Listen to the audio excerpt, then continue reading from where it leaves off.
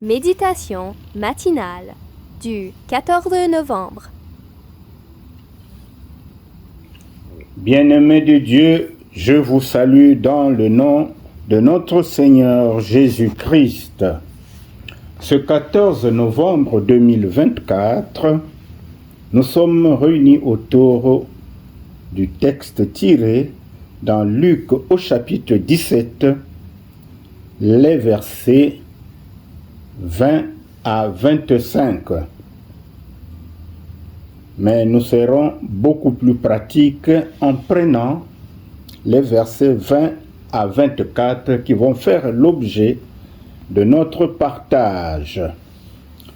Le titre à donner à notre texte, c'est « La venue du royaume de Dieu ».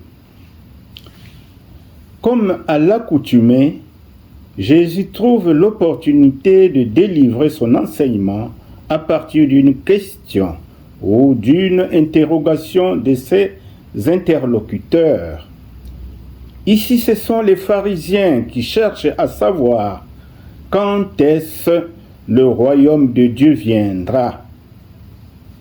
Il est possible que ces pharisiens posent cette question avec une intention moqueuse, car ils ont déjà acquis la conviction que Jésus n'est pas le Messie. La réponse de Jésus exige de ses interlocuteurs et de la foule un cœur simple et un esprit ouvert et réceptif à la parole de Dieu. Alors Jésus prononce deux expressions qui vont faire l'objet de notre partage. Alors, Jésus dit que le royaume ne vient pas de manière à frapper les regards. Ça, c'est la première question et la première expression. Eh bien, les pharisiens s'attendent à ce que le Messie vienne en triomphe pour chasser l'occupant romain et instaurer un royaume millénaire. Cependant, les enseignements de Christ sont à l'opposé de leur compréhension. En effet, Jésus vient inaugurer une ère durant laquelle le règne de Dieu sera rendu manifeste dans le cœur des hommes par le moyen de la foi en leur Sauveur, comme cela nous est dit dans Romains 14, verset 17. Le royaume que Jésus inaugure est donc spirituel, car il ne serait ni territorial, ni visible aux yeux des hommes, jusqu'à la fin du temps de la grâce de Dieu. Ce royaume est déjà présent au milieu d'eux en la personne de Jésus. Et ceux qui veulent y entrer doivent l'accepter comme sauveur. Ils doivent accepter Jésus comme sauveur et fils de Dieu et Seigneur de leur vie, et ils doivent marcher à sa suite. Ce que les pharisiens avaient du mal à accepter parce que leurs yeux spirituels n'étaient pas ouverts. Deuxième expression de Jésus. Des jours viendront où vous désirerez voir le Fils de l'homme. À présent, Jésus s'adresse à ses disciples. Il les avertit que Satan fera se lever des faux Christ pour essayer de tromper les élus et les faire sortir de leur foi au Sauveur.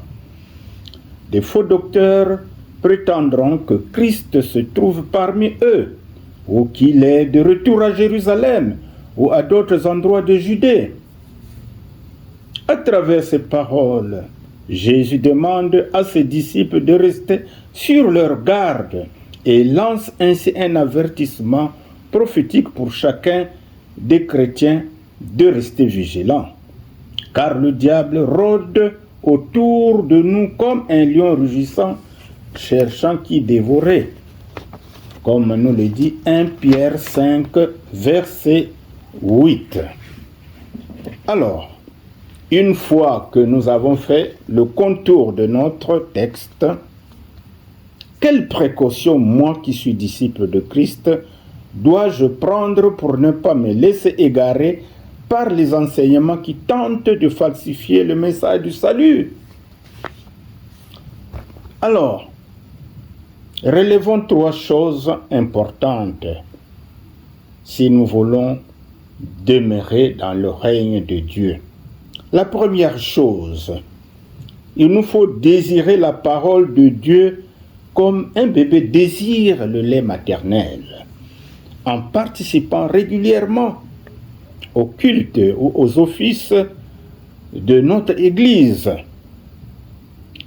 Deuxièmement, nous devons être obéissants aux commandements édictés par Dieu, lesquels commandements se résument en 2. Aimer Dieu et aimer son prochain. Si nous aimons Dieu, nous allons désirer sa parole. Si nous aimons notre prochain, on ne pourra pas chercher à faire du mal à ce prochain. Par exemple, commettre l'adultère avec la femme de mon semblable. Par exemple, voler mon semblable. Par exemple, tuer mon semblable. Par exemple, proférer des mensonges à mon semblable, etc., etc. Donc, l'amour de Dieu et l'amour du prochain résument les commandements de Dieu. Et nous devons marcher dans l'amour de Dieu, donc en révérant Dieu, et dans l'amour du prochain, en étant en communion fraternelle avec nos semblables. Alors, troisième chose que le disciple de Jésus doit savoir. Le disciple de Jésus doit être fervent lecteur de la parole de Dieu. Il doit la méditer du jour au jour pour acquérir l'équipement nécessaire en vue du discernement et du bon sens dans sa marche chrétienne. Ceci pour faire face aux attaques de Satan. Parce que Satan a pour but de falsifier la parole de Dieu et essayer de nous attirer à lui pour nous dévier du droit chemin que le Seigneur nous montre. Alors, rappelons-nous de Josué quand il succède Moïse. Dieu lui dit une chose très importante, que ma parole, que ma loi ne s'éloigne pas de ta bouche. Médite-la nuit et jour. Alors, c'est très intéressant parce que ce que nous faisons, méditer régulièrement la parole de Dieu, ce partage que nous faisons chaque jour au travers d'un extrait du texte de l'Évangile où aujourd'hui nous méditons l'Évangile et certainement prochainement nous allons aussi méditer d'autres paroles de Dieu, soit dans l'Ancien Testament, soit dans le Testament de Jésus. Ça nous aide à acquérir un équipement pour que nous soyons aptes à faire face aux attaques du malin. Alors, il y a aussi ce qui peut nous édifier. Dans Acte 17, donc pour Josué, vous allez lire Josué 1, le verset 8. Dans Acte 17, 11, il nous est dit quelque chose de très important.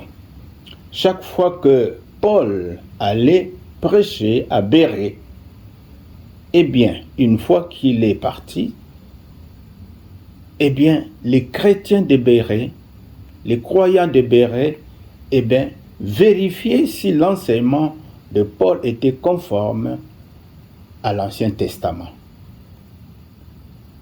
C'est ce que nous devons être, c'est toujours essayer de plonger notre regard dans la Bible pour que nous constatons la conformité de ce que nous avons écouté à l'Église. Eh bien, bien-aimés dans le Seigneur, merci beaucoup. Parce qu'en méditant régulièrement la parole de Dieu, eh bien, nous allons nous approprier les promesses de Dieu et nous serons des chrétiens adultes dans la foi. Des chrétiens qui vont connaître la parole de Dieu et la vivre. Et cela fait peur au diable. Que le Seigneur vous bénisse. Continuez d'approfondir la réflexion. Nous vous bénissons au nom du Père, du Fils et du Saint-Esprit. Amen.